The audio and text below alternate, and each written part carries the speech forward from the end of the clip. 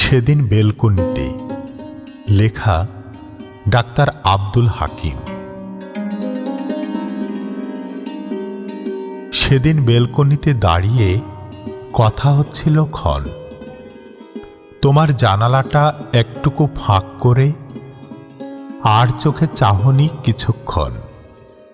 ভীরু ভীরু কণ্ঠে বললুম, আমি কি দেখতে হায়নার মতো? তুমি বললে, না। তবে কি দস্যু বনোহরের মতো? না তো। তবে কি আমি দেখতে কুৎসিত বাবুনের মতো? তাও না। তবে বড্ড সেকেলে হয়ে থাকতে আপনার ভালো লাগে বুঝি? সেকেলে? সেটা আবার কি? আমার লজ্জা করে না বুঝি? লজ্জা? কিসের লজ্জা? সেকাল আর একালের ভাব ভালোবাসা বোঝেন? খুব বুঝি। আমায় বলবেন কি? তোমায় বলবো কেন? তুমি আমার কে হও? থাক, আপনাকে আর বলতে হবে না। এই, রাগ করেছ? হালুয়া খাচ্ছি, রাগ করব কেন? তবে বলছি শোনো। থাক, বলতে হবে না। শোনোই না, বলছি।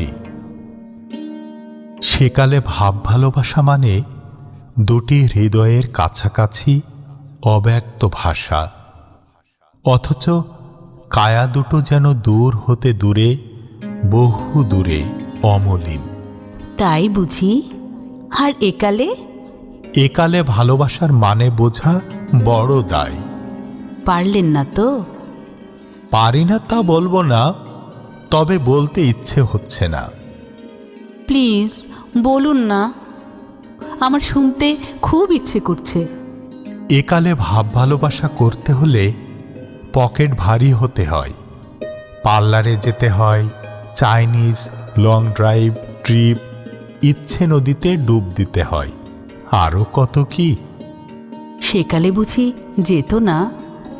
যেত, তবে বাদাম বুটে কেটে যেত সারা বেলা। সেকালে ভালোবাসা ছিল হৃদয়ের গহীনে স্বরলিপিকায় নিবদ্ধ। ভাব ছিল, তবে কথা ছিল না। প্রেম ছিল, তবে নগ্নতা ছিল না। মানছি নগ্নতা ছিল না, তবে একালে বিশ্বজনীন উপলব্ধি, ভাব বিনিময়, প্রাণোচ্ছলতা, সহজ স্বীকারোক্তি সেকালে ছিল কোথায় বলুন? একালে মুঠোফোনের ভাববিলাসিতা মানব অস্তিত্বকে করেছে অসার, প্রকৃত ভালোবাসাকে করেছে কুঠারাঘাত, নগ্ন দেহতত্ত্বকে দেখিয়েছে বৈশ্বিক আশীর্বাদ। আমি বাপু অত শত বুঝি না, শুধু বুঝি আপনি কবি বলেই হয়তো কাব্য বেড়া জালে রুদ্ধ আড়ষ্টতা দেখছেন। বৈশ্বিক প্রলুব্ধতা দাম্ভিক নগ্নতার মুঠিতে চপেটাঘাত করে বলেই কি কবিদের এই নিষ্পেষণ, না এর অন্য কোনো অভিধান আছে? কবিরা কালের প্রকার ভেদ করে মানবিক বিশ্বে ত্রিকাল গমন করে।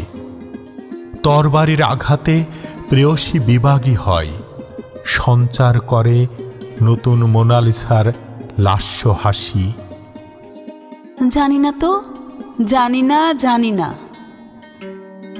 তবে কেন লায়লার দেয়ালগুলো ভালোবাসার কাঙাল?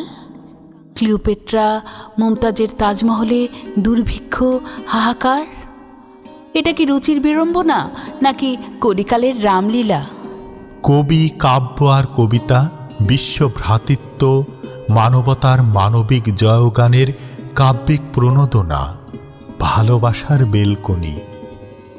হবে হয়তো, ভাবিনি কখনো।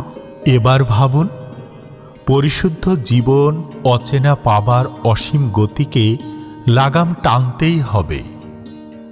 তাই তো নিরজনে ভাবি, কবি, কাব্য, কবিতা ভালোবাসার সেকাল আর একালের সূতিকা। কাব্যই পারে গড়তে সভ্যতা, ভব্যতা, নাব্যতা, নবীন প্রবীণ মেলবন্ধন। হোলি খেলার সংস্কৃতি কাব্যিক ঢঙে রাঙায়িত।